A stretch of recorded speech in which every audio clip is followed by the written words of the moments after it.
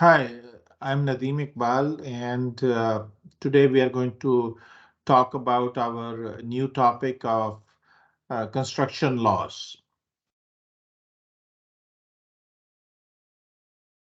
Construction laws and labor relations. The construction laws, they fall into four major categories. The contract law, these are those laws and regulations that affect the making of contracts, both public and private. The laws governing the execution of the work being performed under the contract, including the issuance in conformance to the condition of various permits and regulations. So there is the contract law. This is the law between the contractor and the client. And then there are laws which are related to the uh, environment where the project is being performed. And by environment, I mean the permits, the regulations, the conditions in which that projects is being executed. For example, if you are constructing an refinery, so you will need to know what are the laws related to having a refinery in that area. Is it permissible to have a refinery in that area? See how the roads will be constructed. Are there any rules and regulations uh, for the roads? How the equipment will be transported? What are the rules and limitations on transferring the equipment and later on the material produced uh,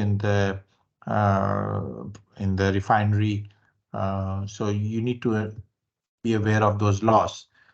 Then there are laws that relate to settling of differences and disputes. So while since you are working on a project and the project is between the client and the contractor, so there could be disputes. So you have to determine ahead of time what would be the dispute resolution methods. Licensing laws that govern not only the business practices but also the personal qualification standards of various persons.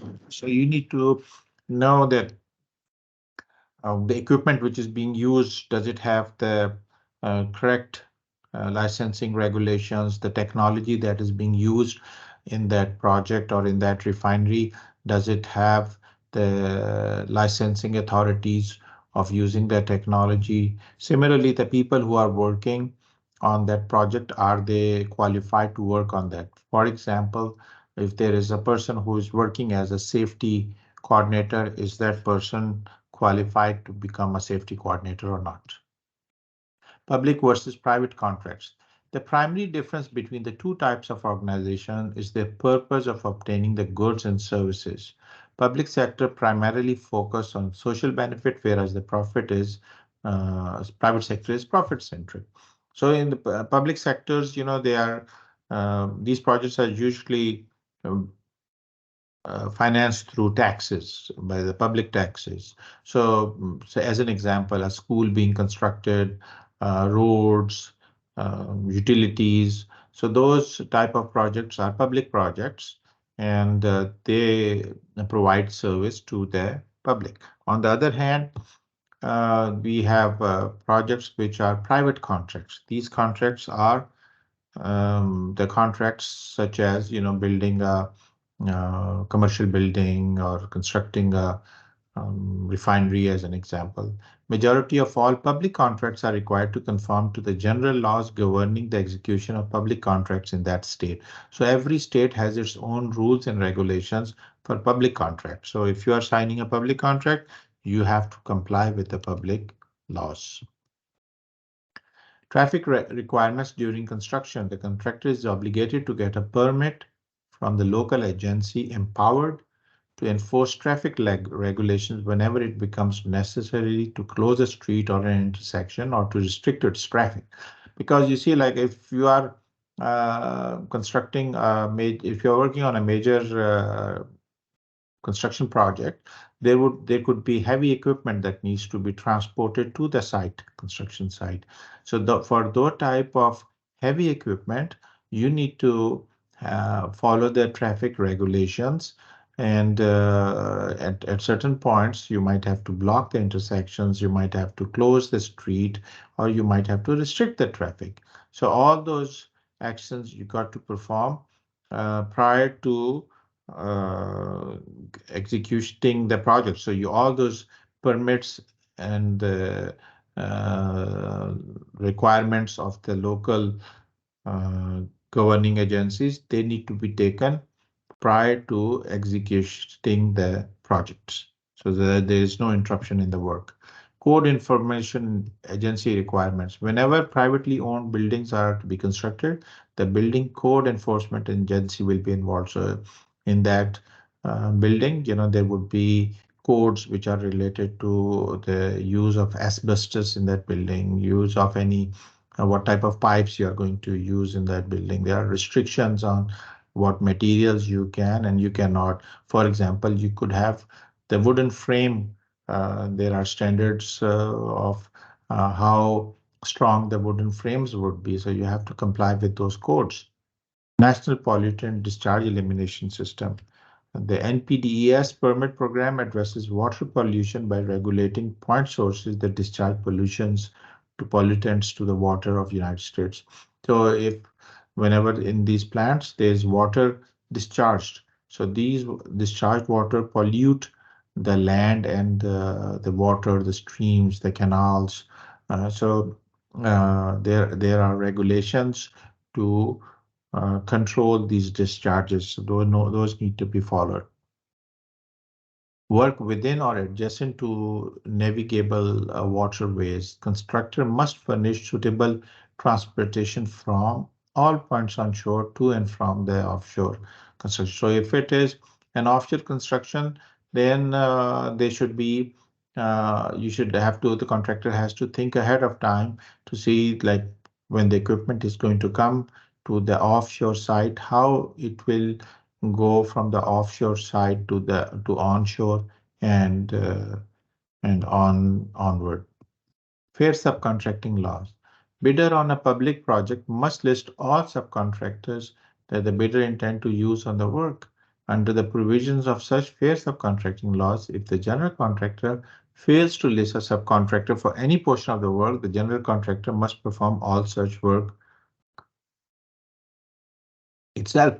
So you see, like when the prime contractor is awarding project to subcontractors, and then all the subcontractors, they need to be listed as under the fair subcontracting laws.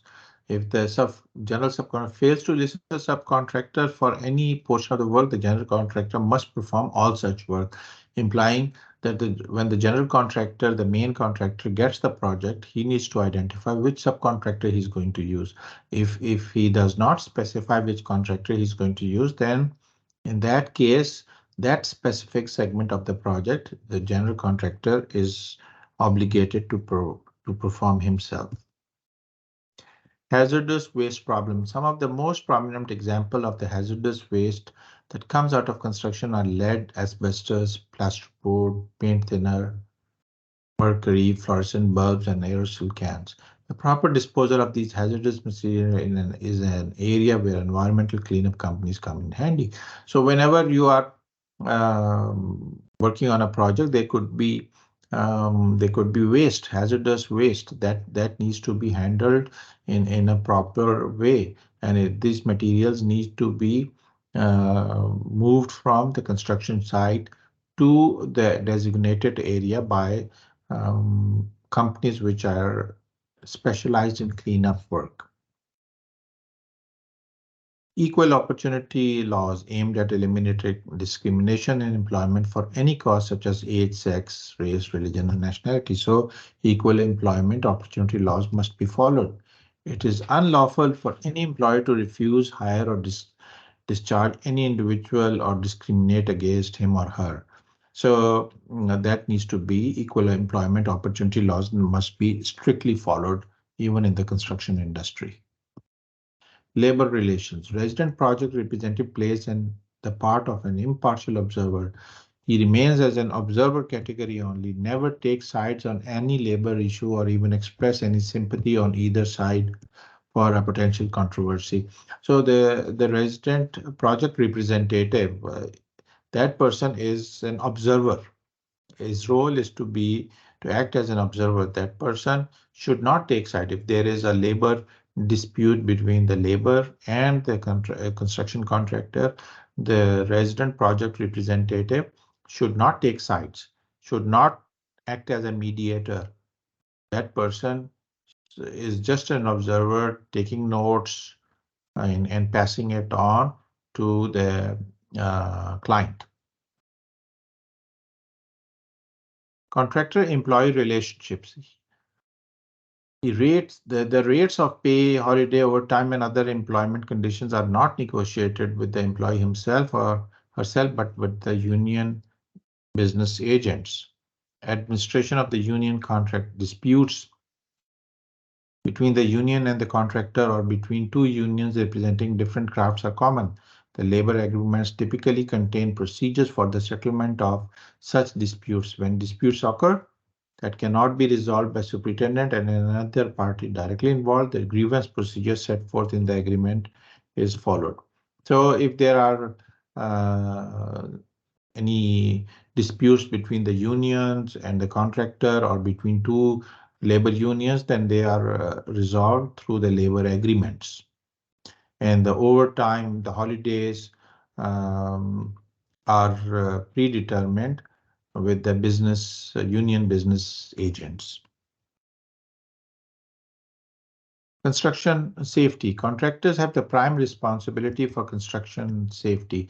So safety is very critical for the construction projects, and the responsibility of the construction is on the prime contractor. OSHA stands for the Occupational Safety and Health Act of 1970. In 1970, Congress created the OSHA to ensure safe and healthful working conditions for workers by setting and enforcing standards and by providing training, outreach, education, and assistance. So OSHA was created for providing assistance and providing a safe working environment to the laborers, to the workers. Now, keep in mind, to work in a safe environment is one thing, but on top of that, if the project is off-site, by off-site, I mean the project is, let's assume, is a greenfield project way somewhere in the middle of nowhere.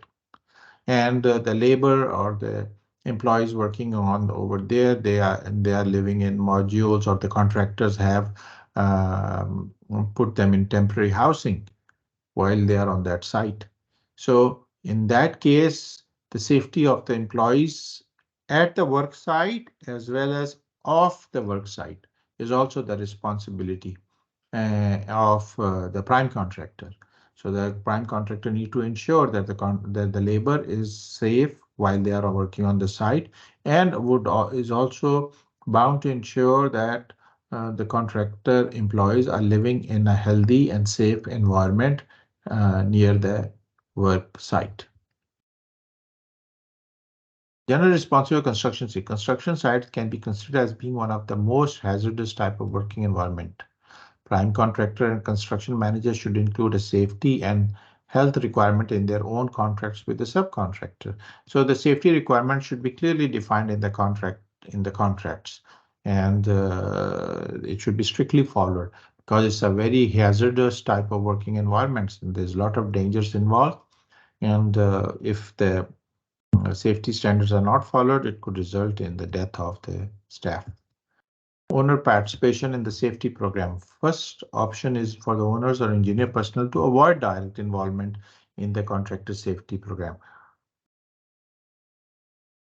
The contractor safety program is the responsibility of the construction contractor. The owner should not directly be involved for two reasons. One reason is that the owner is not a subject matter expert of safety.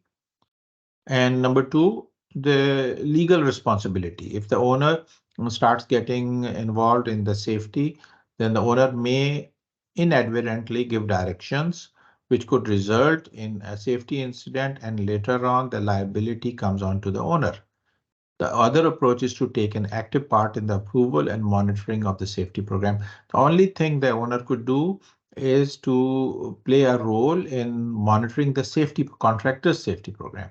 So meaning the contractor is going to prepare the safety program, but the owner just monitors the program. Is it being followed? Are the contractor employees being given training? Are they provided the necessary equipment? Just monitoring the safety program of the contractor, but the owner does not prepare the contractor's safety program. Under OSHA, the contractor bears full responsibility for all safety on or around the site. Safety responsibility under construction management and turnkey contracts. Contract provisions should include all unsafe or unhealthy conditions observed should be reported to the resident project representative so that immediate corrective action can be initiated. Compliance with all applicable safety and health laws, codes, ordinances. Safety equipment should be inspected regularly and should be properly maintained. So all these items should be listed explicitly in the contract provision. All the safety provisions should be there. A real life scenario. Let's discuss a real life scenario that if you are working as a project manager or a company representative, what should be your dress code and why? If you're working in the office, casual, formal, wear work uniform, and how should it be? Think about it. Working in the field, should it be casual, formal, or wear worker uniform? Thank you and enjoy your day.